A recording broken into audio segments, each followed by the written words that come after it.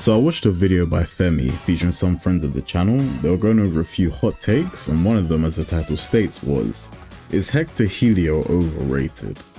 And as the lawyer of underrated characters in Inazuma 11, I immediately thought of making a video going over why Hector is such a great character in terms of the games and the anime. But as I started going over all of his feats, stats and all that stuff, I stumbled over one of my favourite moments in the entire series, Jetstream vs Tamashii the Hand.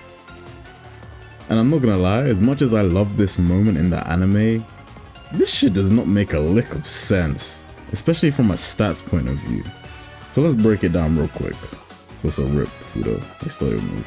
Firstly, these are Endo stats in Inazuma 11.3. These are Rococo stats in Inazuma 11.3. But not quite. These are the base stats he has when you recruit him. When you face him during the story mode, he actually has a massive base 99 guard when faced. And that's only at level 52. A lot of places I've checked say he has 100 guard when faced, but when I faced him he had 99, and through searching through other people's videos on YouTube, it's all stated 99, so I'm just gonna go off of that. But that brings up two issues. We have the base stats for Endo, and if you don't know what base stats are, they're just untrained level 99 stats.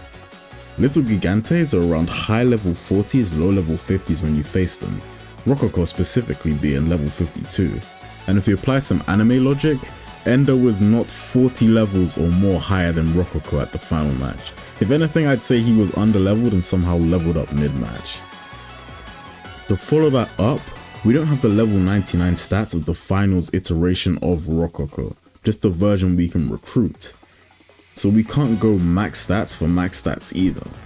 And my solution to this is just to say fuck it, we'll use the level 99 mark and level 52 finals iteration of Rococo.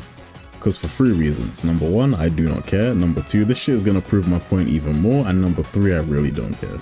Jetstream is not only one of the strongest earth shots in the entire game, but one of the strongest shots in the game, period. Coming in at a massive 120 base power, which is the highest possible base power for a shot type technique. Tamashii the Hand is pretty much in the same boat, as it is one of the strongest catches in the entire game. Instead of being one of the strongest fire type catches, it is the strongest fire type catch in the game, coming in at 105 base power, which is the maximum power a catch technique can have. But in the anime during this interaction, Tamashii the Hand evolves to grade 2, giving it a +4 in its base power, meaning that during this interaction it's sat at 109 base power instead.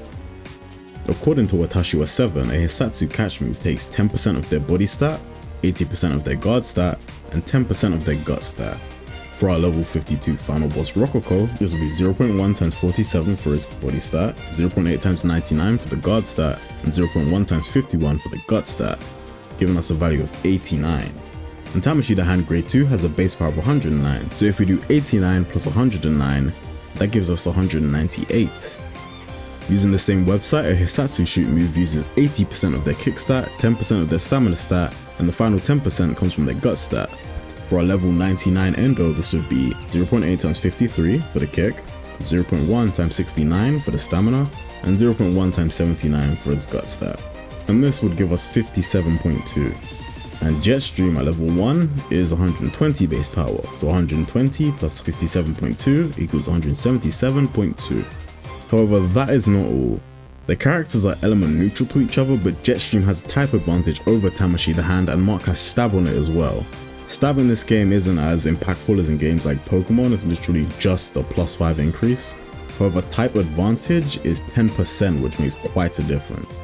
So if we do 177.2 plus 5, which will give us 182.2, and then we multiply that by 1.1, this gives us 200.42. However, these two numbers aren't the only possible values you could get whilst using these moves on these players at these levels.